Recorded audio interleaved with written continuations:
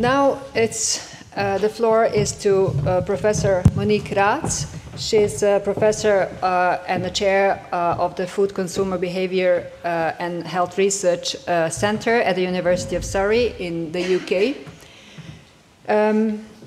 Her interest is so broad that I wouldn't try to name them all, but she focuses on food choice, on policy development, on food labeling, on a number of different topics. But today she will help us understand better the processes that link the science to policies. But in relation to the topic that I'm talking to, I think the biggest conflict I have is really that I'm actually a member of a scientific advisory body. The UK SACN, the scientific advisory body that advises the government on nutrition, and I'm actually going to talk about the concept of nutrition advisory bodies. So there is a conflict in that. It was very interesting when we were doing the work in the Eureka project. I wasn't actually on this panel, and I joined it after we had done quite a lot of the research, reflecting on how these panels, these groups work.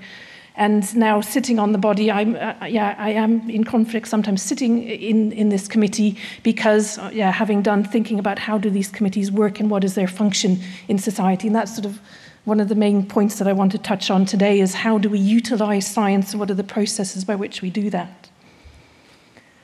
So there have been a lot of changes to EU food policy. The substantive changes really relate back to, many of them relating back to things like the food scares, developments in food science, innovation, the development of novel foods and ingredients. Many of the presentations of this conference are really looking at the links between the science, the evidence base about the efficacy of certain components in the diet or dietary patterns and their effects on health. There's also been really a flow of distrust in European institutions, and again this has impacted on how and what institutions we have at European but sometimes also at national level. And so the development of things like EFSA at European level in 2000 was really a reaction to what was going on in policy and societal terms. So the key impetus for these changes has been really reforming food safety governance processes and a lot of the big issues. And nutrition, in a sense, has ridden on the back of that, and because the changes haven't really been driven by the concerns in relation to health, they've been more to do with food safety. But because the legislation that sits around and governs nutrition is in effect the same, because it's the legislation that governs food, we are impacted by the changes. And I think one of the biggest changes is really the rhetoric of risk assessment, risk management, and risk communication, which is also very dominant now in nutrition. And that's something I think, again, that is worth reflecting on is, does that work in terms of, is it right to always view foods as being a risk? They are in many cases. And that's the basis for how we develop policy. But in many cases, we also like to think about what are the benefits associated with food, and do the models and way that we do the assessments really work and help us answer those questions, and really help us make a case as the field of nutrition for having an evidence base for what we know. And can we make a case for that, diet is important for health, and therefore, these are the actions that we should take. So the public health nutrition agenda has come to the fore also and health is very much part also of the rhetoric of policy development. The other big thing that's been going on is this increase in complexity. There are many legal and regulatory instruments that impact on food, the levels of governance, what's looked after at European level, at world level, and at country level, and in some cases at regional or local level. Who is responsible for what? Who makes the decisions about what needs to happen?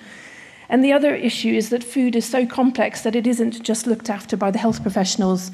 In order to get a really integrated food policy, we need to bring in actors from a wide variety of areas, and not just people with a health focus. It's sustainability, it's safety, and food is really where those things come together. But then also thinking bigger picture, food in relation to energy sources, water. There are many influences on ensuring that we have a healthful and plentiful food supply that we need to ensure health. There's also been an increased emphasis on the role of experts, so using expertise, collating and looking to experts and looking to science to underpin policy. It's very much the rhetoric, evidence-based policy making, evidence-based health, medicine. But again, it's this reflection on what are the processes by which we do this. There's also recognition that the global problems need partnerships and local solutions. So again, how do you deal with this in a systematic way?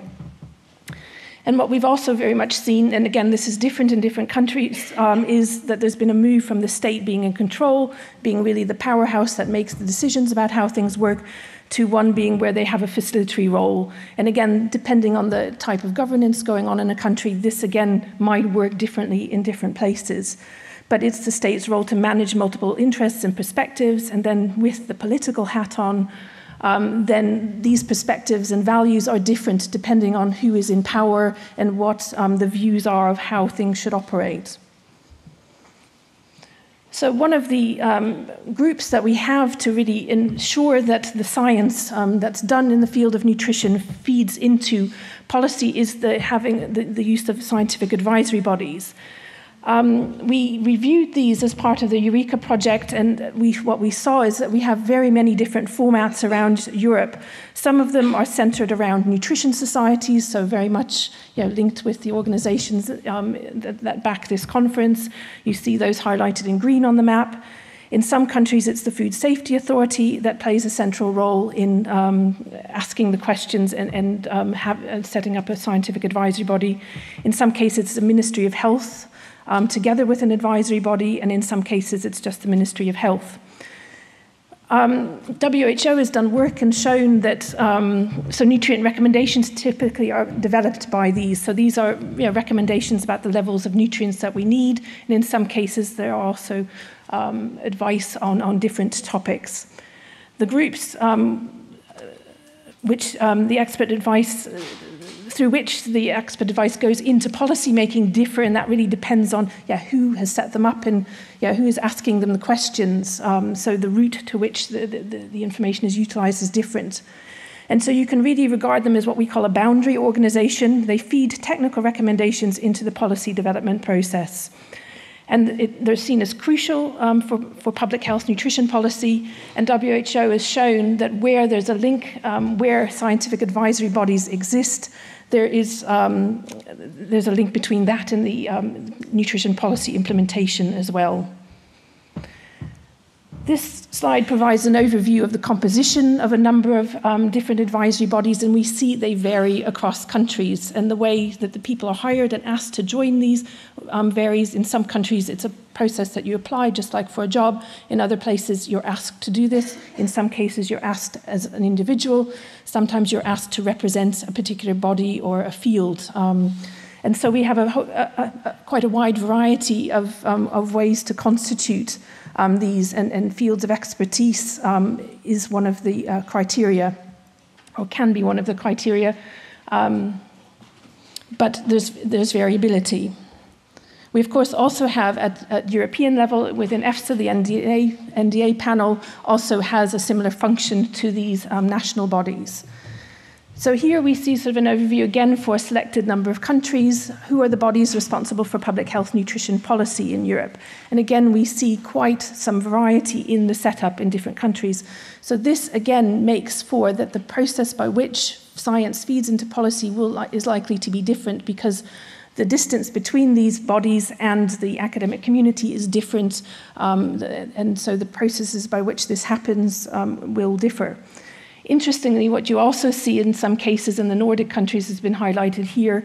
There is also regional activity going on. And the other interesting one, of course, is the German-speaking countries, where the recommendation development is done across a number of countries who share the commonality of language and culture. And so, it was felt, and it could also be for resource reasons. So this scientific advice provisioning by bodies like this happens on the boundary between science and policy. And these groups, these scientific advisory bodies, actually are this boundary organization. And they have to deal with and think through how to take and utilize science and communicate the uncertainties associated with the science base that exists. And so we did a piece of work where we looked at the committee that I now sit on, but we were sort of analysing its behaviour as a committee prior to that I joined it, and we looked at the processes around the setting of the advice around salt some years ago.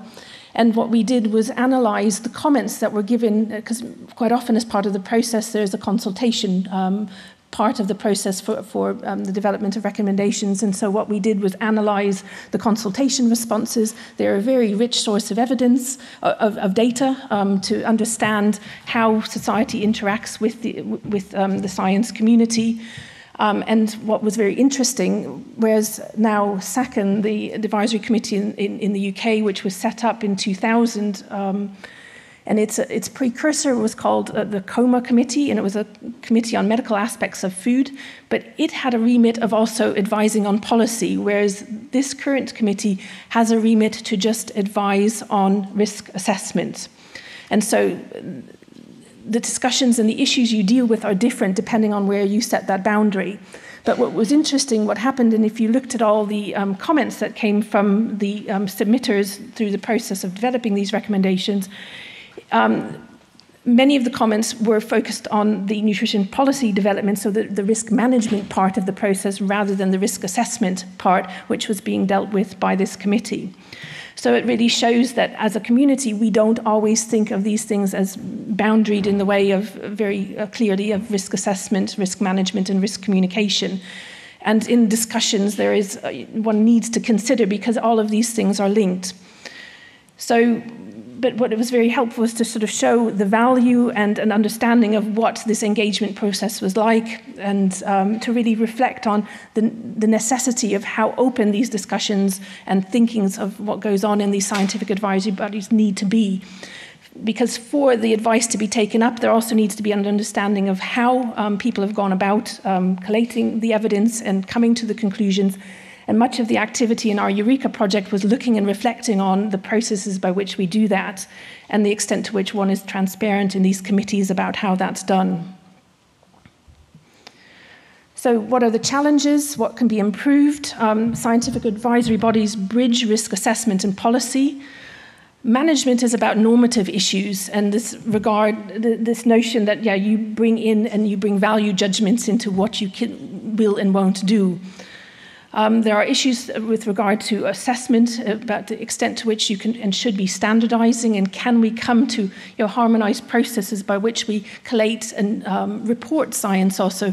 Science is easier to use if it's done and published in a particular way, then it's much more easily fed into the systematic reviews that we need to do to collate the science. Also the processes by which we weigh, select and interpret evidence. What we don't like to think sometimes is that we're actually quite subjective, even though we are scientists. There are qualitative judgment calls as to where you set the boundaries. And the more open and honest we can be about that, the more easily it is to understand how and explicit we are about how we come to our decisions.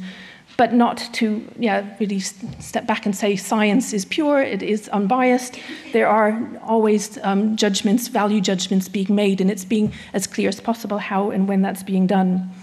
And then finally, from the point of view of communication, science is about uncertainty. We are encouraged to be critical, to try and encapsulate what the uncertainties are associated with the evidence that we have. And we need to really reflect on what is the best way to characterize that and that uncertainty, and how that needs to be dealt with in taking forward results. And so again, transparency and openness about and issues of trust are very important here. But I think this slide I've tried to highlight the difference between, so nutrition risk assessment is about the establishment of requirements and dietary reference values. Nutrition risk management is about the recommendations and goals you set based on those judgments. And then nutrition risk communication, and I would actually like to broaden it out from communication and take that into intervention. And I think that's also where we need to think beyond just it's a communication of information. And that's really, I think, what this symposium is all about, is what's the evidence that we now need to take action? And it's not just coming up with dietary guidelines and food guides, it's also thinking about how do we build the interventions that we want to use at public health level and maybe at other levels. So to think a little bit about that, my next part of the presentation is really just to look and think about and use a few examples from some nutrients. So in the salt area, we've had quite some activity, and it still is going on across all of Europe, and that's been pulled together at European level also to look at a framework for salt reduction. But what we see is an interesting diversity in terms of levels of intake. So from a behaviour point of view, we see quite some variation around Europe. So that might mean, again, the solutions and ways in which you would achieve reduction might need to be different in different places. And so this is a nice piece of work that some colleagues in Australia did, where they really looked at all the approaches and particularly focusing on those with the food industry and looked what national approaches were being taken with regard to salt reduction. And again, we see quite some variety in ways that people have chosen to approach addressing salt reduction. The types of instruments, intervention instruments being used were voluntary targets for multiple products, voluntary products, targets for bread, mandatory targets, industry meetings, and reformulation planning. And what we see is that, there's a quite different take-up. And again, analysing and understanding why this is the case, I think will be very fruitful for understanding. And many of the explanations, I think, don't lie with what the actual problems are. It's also how and the relationships between all the actors within countries that sort of drives which of the interventions are taken up, which approaches are taken up and which aren't. This is a slide from another nice piece of work also from the same group where they compare the UK and South African approaches. And here we see there are commonalities between the approaches, but also some very big differences. And these can also be explained historically in terms of what was going on in the market when and what discussions politically were happening when. And so because of that, and when things start to happen in one country, there's an influence also in terms of people looking to what other people are doing. So you don't see this exact same approach to how to address a problem in different countries. One of the things that we, I think, sadly don't do also is this really build in as much evaluation of policy and really thinking about that we need to evidence what's going on. There's been such a rhetoric in doing work, and this is the kind of science that we really use at the moment for understanding and developing recommendations with regard to nutrients. But what we don't do is build up the science base and the evidence base that we maybe need to evaluate interventions and live interventions that are going on, because it's about having the data that we need to help make the decisions. And that's something that I think, again, that a lot more effort needs to be, and for monitoring activities and knowing the value of monitoring activities going on. Here we have a slide where within the Eureka project, we went to look at what policies were being implemented with regard to the variety of micronutrients across 35 countries. And here again, what we see is there's quite some variety in terms of the approaches per nutrient. And so this slide really highlights, and what we see is all countries, or most countries, but not all, only about half, have general health education associated with the different micronutrients. Food-based dietary guidelines, another form of information provision, is then the next most frequently type of policy being implemented. And then we see a spread of different approaches, different policy mechanisms then appearing for different, but also we see quite some nutrients where there's very little other than this information provision in terms of actual policy going on. So again, thinking about why does this happen? Does this relate to the problems that exist, or is this a result of there's been a focus on other nutrients other than micronutrients? That was partly also the reason why the project was funded, because much of the efforts to date has been so much focused on what we call the risk nutrients, the fat, sugar, salt in the diet. So what we did as part of this work was really think, how can we start to understand these differences that we see, and also how can we try and make transparent this process by which we come to decisions about what should or shouldn't be policy. And at the heart of it is, our big science base is that we need to understand what policy action to take in relation to a particular health outcome. So first issue is really to agree what are the issues, the health outcomes of interest, what are the problems that we have.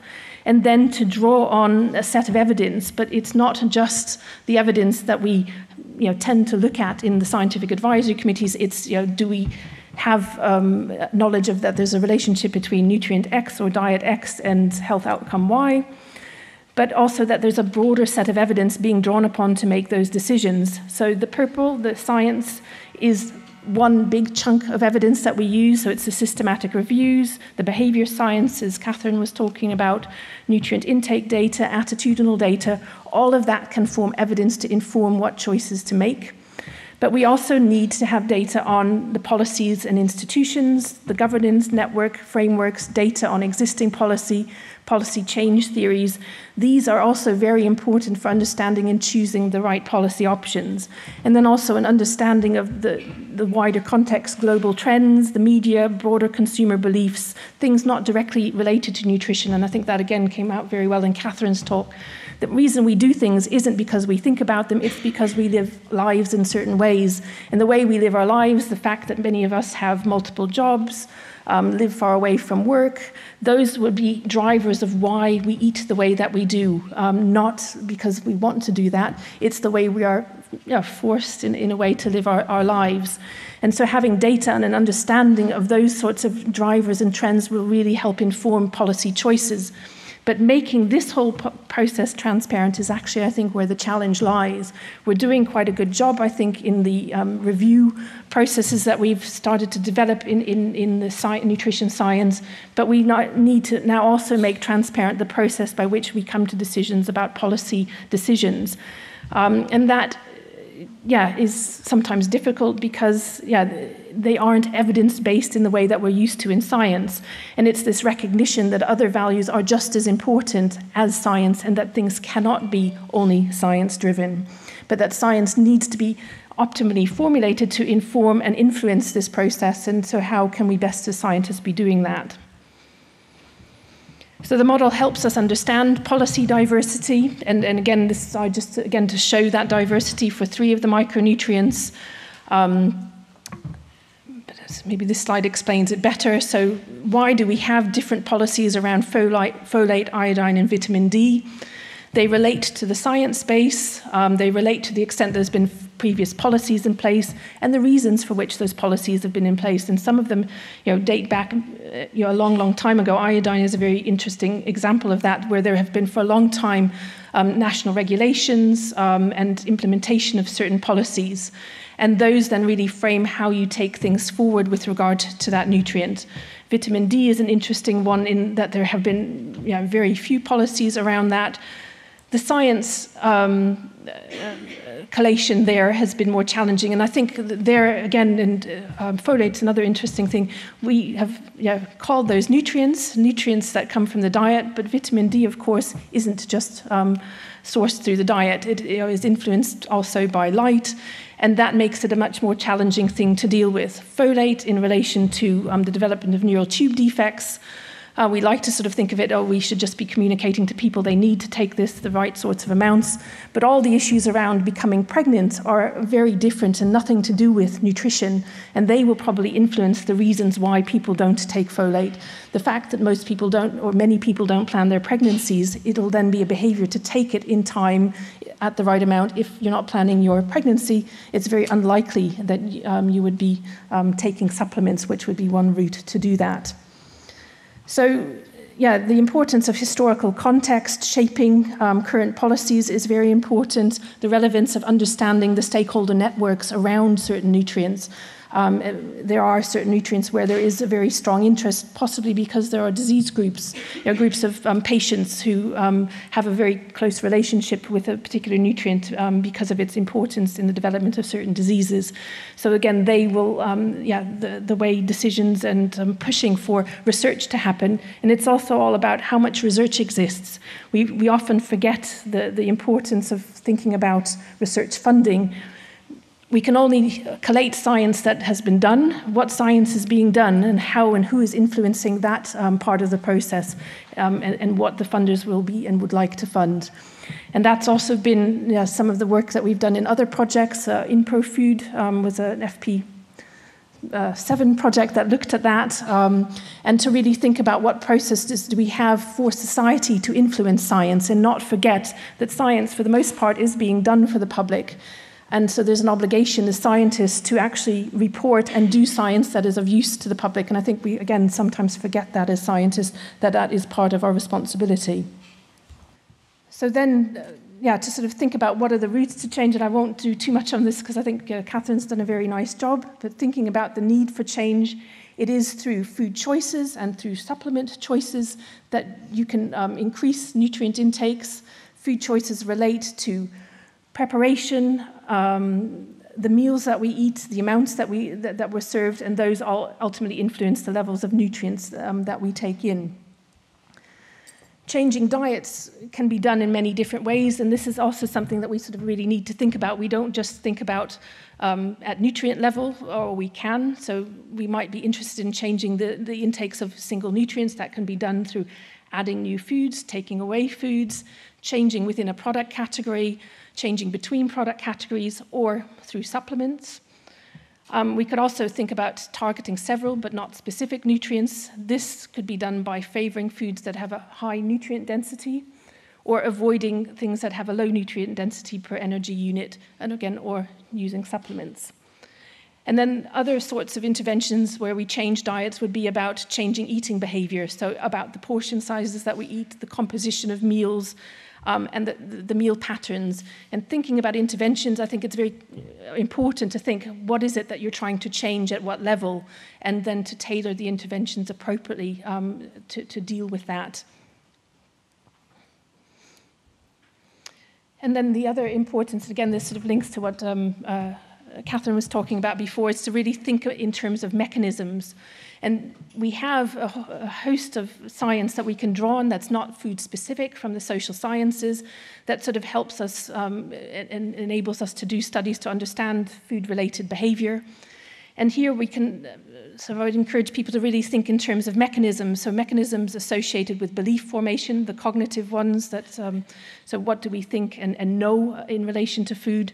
Mechanisms associated with intention formation. So here, these are influenced by social issues, control mechanisms, and then mechanisms associated with adopting and maintaining behavior.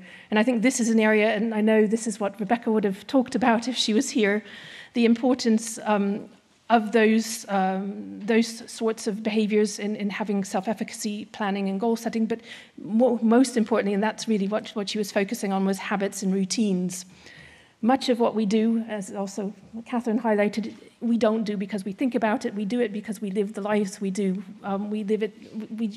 We buy because we live somewhere. We eat because of the rhythm of our lives, and studying and understanding. And this is something I think sociologists are particularly good at. And I think we need to, again, look to other literatures much more. They view things in studying practices and having that wider understanding of how people live their lives. And that being an explanation, and also how society is organized, and those being the reasons why we do things.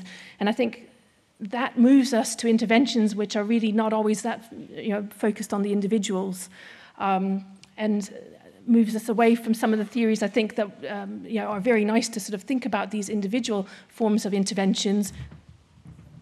I now just want to, again, sort of show how an understanding of these behavior change techniques is a helpful way of thinking about how to put together an intervention, and also thinking about the mechanisms. And I'm using food labeling. When I was preparing the talk, I thought I'm not going to talk about food labeling. I so often do. I'm not going to talk about health claims. But I think it would be interesting and really to make the point that I actually have almost come away from sort of seeing nutrition labeling as being an intervention. I sort of see it as part of the environment, and what we need to do is, if we want people to use that thing that appears in the environment, we need to develop interventions which will encourage use of that thing that appears in the environments. And so we've had the opportunity in the UK where we actually have a much talked about labelling scheme, traffic lights, and what we've been doing is developing an intervention to try and encourage people to use these labels. You'd often think, because it's been so talked about in the nutrition community, everybody knows about them and everybody uses them in the UK, but interestingly, we're working with a supermarket that has been using them for quite some time, and quite some of their consumers have never bothered or noticed them, and only through the process of joining our study and some of the qualitative work that we did, sort of said, oh gosh, yeah, those are handy. I didn't know they were. I didn't really notice them before. I might use them, and we developed a really nice. So we developed an online intervention that we're taking consumers through, and half of them are, and half of them are just being shown some very basic information about traffic light labelling. And so this was the way that we went about thinking what to put into that online intervention. And so we have elements that are about information about the consequences of the behaviour. So why would you do this? So information about the risks associated with the nutrients being highlighted in labelling. We have something on goal setting, so getting people to think about when will they when will they next use labels. Providing instruction, so showing them how to use it, explaining through written information and some little games. Demonstrating the behaviour, so we have a really nice bit of video footage showing 3 sets of people in a store using the labels and showing how that might be helpful to their decisions. So it's sort of the modelling that was asked about earlier. Prompting practice, getting people to perform tasks using the labels to get them, that's part of the intervention. Action planning, thinking about when and where am I going to next use these labels. And also thinking about barriers and explaining to people why, through work we know why people sort of say they won't use these labels. And then also, getting people to reflect and monitor their own behaviour and giving people feedback based on the extent to which the use of labels might have impacted. And there are sort of elements that we thought about bringing into the intervention, but this really nice work that's been done, I'm sure many of you have heard of it, the work from Susan Michie and colleagues around really tearing apart interventions and building them up and being very systematic in describing what you put into them. But then also thinking about the mechanisms that are likely to be impacted so you can link it to the theoretical literature that we have in understanding behaviour change. So, should we be aligning policy? Should we all be having the same interventions? How do we come to that? I think we need to think about cultural practices are aligning. Many of us have the same retail formats, working practices, media exposure. So I think there are quite some commonalities if we look around Europe and around the world. Health outcomes are converging. We see similar incidences of some of the major health problems. So again, that might be a reason why we might want to approach certain things. And commercial forces are similar across many parts of the world. We have some agreement at a technical level as to what constitutes policy outcomes with regard to safety, health, and sustainability. And we also see some evidence of convergence in terms of people working together across geographical and cultural dimensions. The Nordic countries working together, the German-speaking countries, and Europe working together. It makes a suggestion that we do have some shared values and shared ways of wanting to approach the health problems that we're dealing with. I think there's a need for transparency of governance, and if we can work to and build systems that allow us to do that, and I think one of the most important things that we can do is start to build the infrastructures that we need to collate the data, maintain the data, but also make it accessible to all of us that need it to do the evaluation work that we need to do. And that's something where I think we are quite behind some other fields that do have these data warehouses and existing practices about how to share what data with whom. And once we open that up and make that process more transparent, and also the way that governments go about making their decisions, I think we will have a better understanding of why some decisions are taken by whom. The questions for the future, I think, are what models of governance should be applied. Does this current model that we have of risk assessment, risk management, and risk communication, does that need to be thought about a little bit differently because we're dealing also in the area of nutrition with benefits? How should subsidiarity play a role with regard to food policy? Where should our goals be common? Where do we need to, at national level, do things differently? At the moment, much of what we do in terms of nutrition is dealt with at national level, though we have some agreement and some working going on through bodies like WHO to try and align and facilitate discussions, and also through EFSA about how to monitor and make decisions around policy. And the Commission, of course. There's also some evidence of convergence along geographical and cultural dimensions. And should we be doing this? How can we recognize these cultural dimensions, and how can we maybe facilitate that there's more integration and facilitate the workings of people who might have common interests and common problems that are outside the boundaries of countries? And then the aligning of goals, how do you do it? Recognizing that health, of course, is not the only driver, not the only outcome that's needing to be dealt with by policymakers. It is also sustainability and safety, and how do we get these things to link, and when are the goals easily aligned, and when are they diverse?